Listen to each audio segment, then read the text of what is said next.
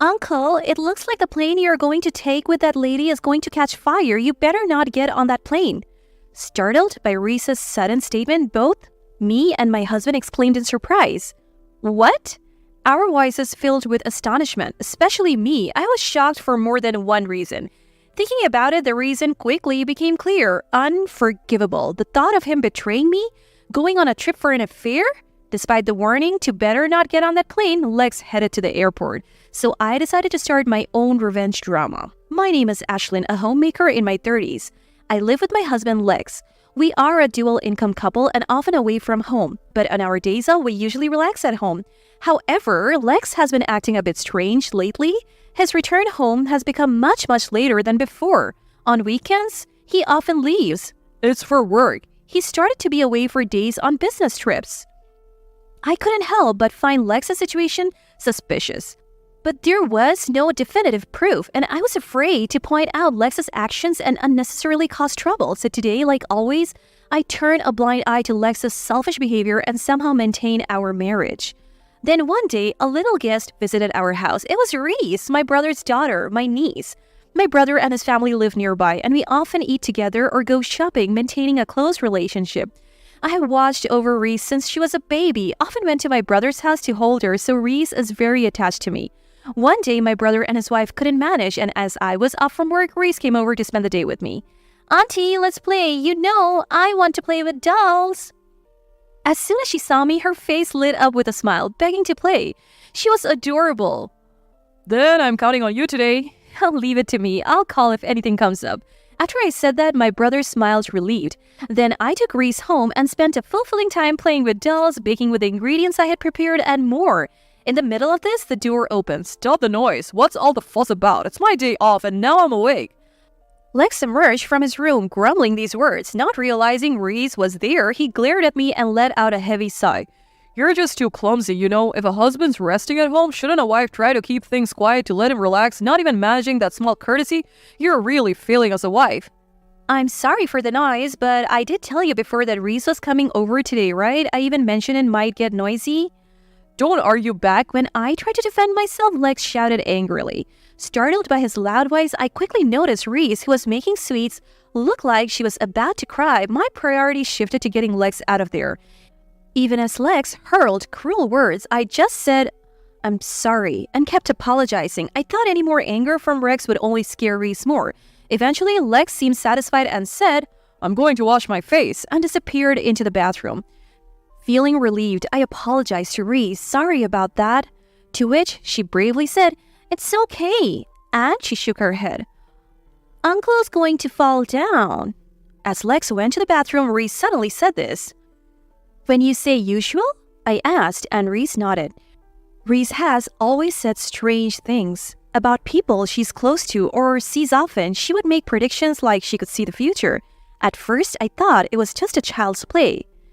Is that so? And I would casually respond, but after several incidents where Reese's predictions came true, I believed the child can see something special.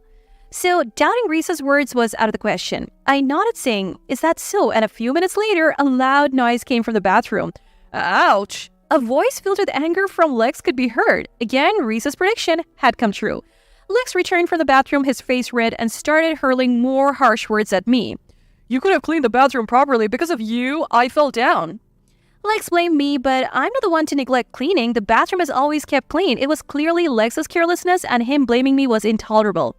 I always keep it clean. It's your carelessness. Please don't blame me. Don't make excuses. It's your fault, so apologize properly. His unreasonable words left me astounded. Even though it's all his own doing, he blames me, forcing me to apologize, using me to vent his frustrations. He can't even control his own emotions. Lex, acting like a small child, makes me sigh. When we first got married, Lex wasn't this selfish. He was more considerate of others. But as time went by, he showed his true colors, a person who doesn't really care about anyone else. Just a month into our marriage, I was forced into a life of serving Lex. I was not allowed to argue back, no matter how much I didn't want to do what he asked, and I couldn't complain. This was the rule imposed of me. If I asked whether this unreasonable situation made me angry, I couldn't honestly nod in agreement. But I feared making things worse with Lex, causing more trouble in our marriage. About a week after Risa's visit, Lex had another business trip coming up. It was his third trip this month, and this time he would be away for about a week. While helping him pack, his mobile phone rang. It was a call from my brother's phone. Worried, I excused myself from Lex and answered. It was Reese, probably borrowing my brother's phone. Reese sounded panicked on the other end. "Stay calm," I said, trying to listen. "Uncle's plane, the one he's taking with the lady, is going to catch fire. He shouldn't get on that plane." I was shocked for two reasons. Reese's prediction about the plane and the fact that Lex was boarding a plane with another woman despite being on a business trip? Taking a plane with another woman on a business trip is unbelievable. What does that mean? Confused, I told Lex about Reese's call and her advice. "It might be better not to take the plane," I said, but Lex scoffed. "I am not obligated to entertain a kid's play. Today's trip is settled. There is no way I'm not going." And he left the house. He'll probably head straight to the airport. Reese's predictions have never been wrong. This time won't be an exception, and Lex will likely face something terrible. As his wife, I should probably tell him to turn back, but more than that, why is he taking a plane with another woman? I was terribly worried about this. I needed to uncover the reason behind this. So I decided not to stop Lex and to watch how things unfold, ready to start my revenge drama whenever necessary. After some time relaxing at home, the word breaking news flashed on the TV I had left on. Curious, I looked and saw that a plane which had just left the US had crashed. A bad feeling washed over me, and upon checking, it turned out to be the plane Lex was on. The TV showed the burning plane, possibly ignited by gasoline. Was this what Reese was talking about? As I was trying to make sense of it all, I got a call from the rescue team. Lex was rushed to the hospital and was in critical condition. They also asked about a woman accompanying Lex, a hostess in her 20s, who sadly died immediately after the accident. The rescue team, unable to contact her family, had reached out to me. I had no information about her and expressed my regret. The rescue team member said, "Thank you for your cooperation," and then hung up the phone. The life-saving efforts were probably still ongoing. I felt terrible for all those involved in the accident. Lex was taken to the ICU, and given his critical condition, even family members couldn't visit until he stabilized. I should have been distraught, but I had things to do, so it was convenient. I informed Lex's parents and my relatives about the accident. His mother, particularly shocked, broke down crying over the phone, which was honestly heart-wrenching, but my desire for revenge wasn't satisfied yet. I felt I had to make him regret surviving, to drop him into a deeper hell. I couldn't forgive Lex, who treated me like a servant while indulging in affairs and infidelity. A few days later, the hospital called to say Lex had regained consciousness. His condition was improving, and he was soon moved to a general ward. Resolved, I decided to visit him. When I went to the hospital and mentioned Lex's name, "The one from that accident?" I was looked upon with pity by the nurse. Since then, I've been following the news regularly. It seems that crash was a major disaster with many lives lost. In the midst of it all, I sensed a remarkable will to live in Lex, who had narrowly escaped death. Guided by a nurse, I entered his room to find him asleep, connected to numerous IV drips. According to the nurse, he has been diligently doing rehabilitation every day, and after it's over, he falls asleep like this, exhausted. I had a chance to talk with Lex's doctor while he was asleep. The doctor explained that Lex had suffered severe burns all over his body during the accident and had also damaged his spine, resulting in the loss of sensation in his lower body. They said that no matter what treatment is done, the sensation in his lower body will not return. He can no longer walk, stand, or even go to the toilet on his own. He's now undergoing rehabilitation to learn how to manage a wheelchair and somehow carry on with daily life. When Lex learned that he would never regain the sensation in his lower body, he looked utterly despairing about the future. I had never seen Lex take anything seriously before, not his job, social life, or our relationship, but hearing he was working hard on rehabilitation, I thought it might be a mistake. Lex had a lot of pride, and he probably couldn't accept a life dependent on me.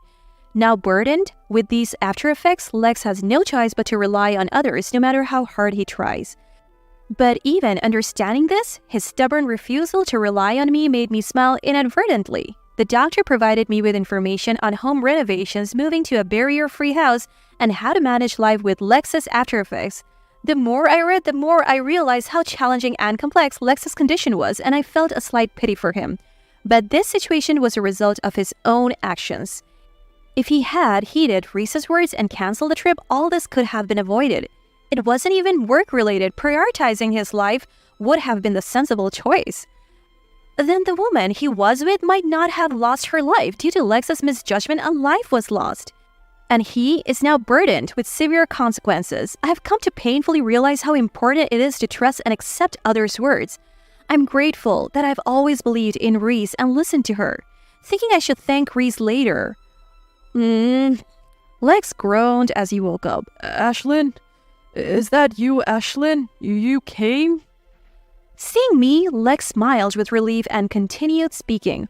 I've been lonely. Since you haven't visited much, thank you for coming. I can't offer you anything, but please stay for a while. This was a completely different attitude from the Lex who belittled me and treated me like a servant. I almost thought he lost his memory after the accident, but Lex's next words snapped me back to reality. Did the doctor tell you my lower body is paralyzed? The hospital life is hell. I can't even take care of myself without a nurse's help. Being touched by complete strangers is unbearable. I would much prefer you. I want to get out of here and go home as soon as possible. Lex's pride made him despise even the necessary nursing care. I felt it was incredibly insensitive of him to say such things about the nurses who were helping him. Lex continued with his self-centered words. I know I'm like this, but with you, I feel I can keep living. So let's support each other as a couple from now on. Support each other? As far as I remember, we never supported each other as a couple. Lex always left home matters to me and went out on his own. I overlooked it thinking it was due to work, but infidelity is a different story. It's a betrayal. The more I spoke with Lex, the more anger rose within me. I was overwhelmed with a feeling that I shouldn't forgive this man, and instinctively I felt I had to bring him down completely to make sure he would never be so arrogant again. Oblivious to my thoughts, maybe we should move. Or living with my parents might be a good idea. Lex was still dreaming, so I decided to wake him up to reality. Sorry, but I have no intention of taking care of you. Lex was shocked by my statement. What? He said, and trembling with shock, he began to desperately plead. Don't joke like that. I truly believed he would accept me, help me. Hearing such a joke hurts. It's no joke. Let's get a divorce. I can't stand the thought of being your wife after the way you have treated me and your infidelity, let alone take care of you. Lex then started to panic. But that's too harsh, isn't it? Look at me. I'm paralyzed. I can't live alone like this. I need you. Please don't abandon me. You're my only hope. Tears welled up in Lex's eyes, showing he was serious about trying to keep me by his side. Lex had never seriously faced me before. Instead, when I tried to engage, he would dismiss it as troublesome and avoid any meaningful discussions as a couple. Now he was asking for a talk and trying to ensure his self-preservation, but this wasn't for my sake or to work on our marriage. It was merely Lex's selfish desire to continue living comfortably, expecting me to remain his servant. There was no obligation on my part to comply with his whims, and doing so would bring me no benefit. The old me, who loved Lex despite his flaws and wanted to work on our marriage, might have listened and struggled with his words. Perhaps now, by accepting Lex, we could lead a slightly better life than before, though not as a truly supportive couple. Lex, with his high self-esteem, would probably find work and try to support himself even in the state. If there was a chance to start over, it was now. Otherwise, that opportunity might never come again. Cutting Lex off would mean the end of our relationship. He would lose his support and likely suffer. If I abandoned him now, I might be leaving a person to struggle alone. It was a significant decision, both as a person and as Lex's wife. However, I had no intention of going back. My love had faded, and my trust in Lex was gone.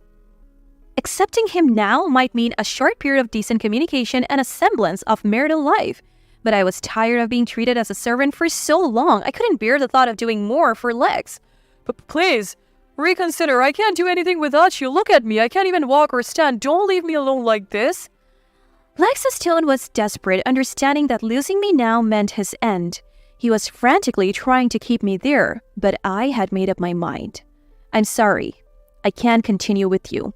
Please give up, I said, standing up to leave. Lex tried to stop me. Wait, let's talk. But I left the room without listening to him. Soon after, our divorce was finalized. A mutual acquaintance of Lex and me who happened to know about Lex's affair learned about his accident and testified in court, which helped the case move in my favor. Lex pleaded until the end, crying, I don't want to separate. but I was so repulsed by him that I felt only disgust and didn't listen to any of his words. Though not a large amount, I was able to claim a considerable sum in compensation. However, after the accident, Lex quit his job and switched to a company that hires people with disabilities, leading to a significant reduction in his salary. His current income is barely enough to cover the compensation payments, and he's struggling to maintain a decent living. My former in-laws, upon discovering the affair, disowned Lex, leaving him wheelchair-bound and alone. I hope he manages to live strongly on his own from now on. As for me, post-divorce, I'm living a relatively happy life. My brother and his wife, concerned about me being suddenly single, often visit with Reese, sparing me any loneliness. Auntie, let's play. Reese's words were the catalyst that woke me up. I am so grateful to her and want to continue being a dependable aunt.